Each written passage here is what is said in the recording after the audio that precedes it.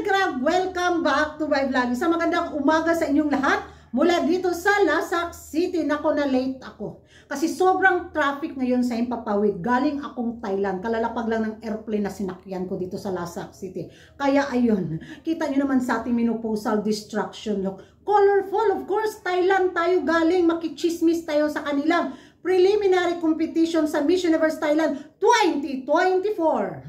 Preliminary na pala sa kanila. Hindi ko malang naramdaman. Parang hindi ko talaga feel ba kuragan, basta siya.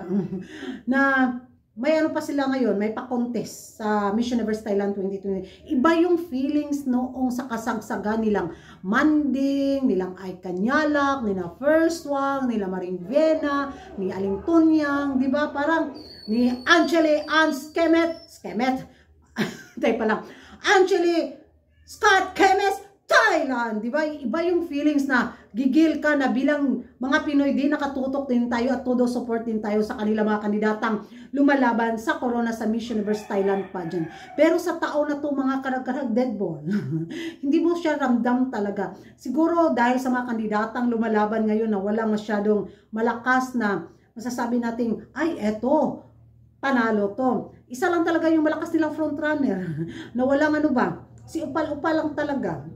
So nakita ko yung ano, preliminary nila, production naman. Pagdating talaga sa production, nagulat ako. Akala ko andun si Sir Gian Henderson. Sumabak talaga sa production ba? Dahil nga sa pa-outfitan costume galore nila. Oh, nako, ha? Uy, anyari. So, parang sa akin sa taon na to, lumalaban sila sa dark era, sa kanilang pa-stage. Kahit sabihin natin, malawa, paano yung stage nila, di ba? Maraming rampahan, pero hindi ko gusto yung ano, facing ng ano, mga kandidata na rumampa tapos may biglang eksena sa gitna. Anong nangyari, Thailand? Bakit ang kalat this year? So, sa taon na to, mga karag-karag, parang hindi masyado talagang patok at pasabog ang ingay na dala ng Miss Universe Thailand pageant, di ba? Kahit sa social media, parang, oy, preliminary na. Ay, oo nga pala, no, preliminary na. So, nakita ko yung mga parampahan ng mga kandidata. Wala. Yung iba, para lang, ano, naglakad. Yung iba is, ay, parang kulang pa sa training yung lumalaban ng mga kandidata ngayon sa kanilang corona. At isa lang talaga sa bida-bida doon na masasabi nating rampadora, si Upal-Upal. Kasi, veterana na siya eh. Sana, sayang no, hindi sumali sina Jassy, sina Amy Sawyer at saka si Maring Vena sa taon na to, no? Siguro isa sa kanila talaga na naman ang makoronahan. Pero wala. Moment ni Upal this year. Sana makoronahan siya, ha. At base naman doon sa kanila mga pa-swimsuit, parang ang ano, dry.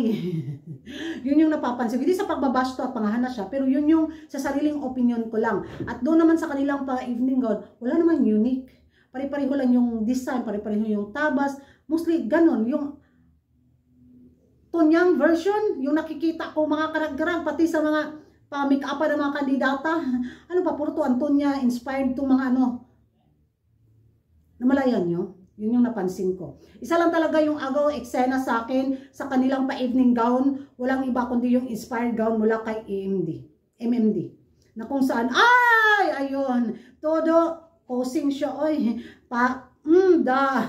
kaso hindi niya talaga makuha yung rampahan ni Michelle D. Kaya gumawa na lang siya ng eksena na kanyang sariling version. Siya yung nagbigay attention, ay, eto, kakaiba. So, ewan ko mga karag-karag sa taon na to, ha. Kung ano yung ano, pasabog na gagawin ng Miss Universe Thailand sa kanilang finale na sana magpa-intriga na lang sila. Aliw na aliw pa si Kuragan.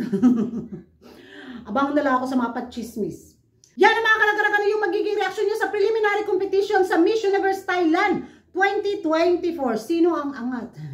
Mag-ingay tayo sa comment section at kung hindi ka pa nakapag-subscribe sa YouTube channel ko, don't forget to like and subscribe. Kuragan-karag, ang babaeng nagkarag-karag sa kachismosa. Diha na mo. Hoy, asa naman ko gato? Ano si Karag? Aligay, mag-highlight ka sa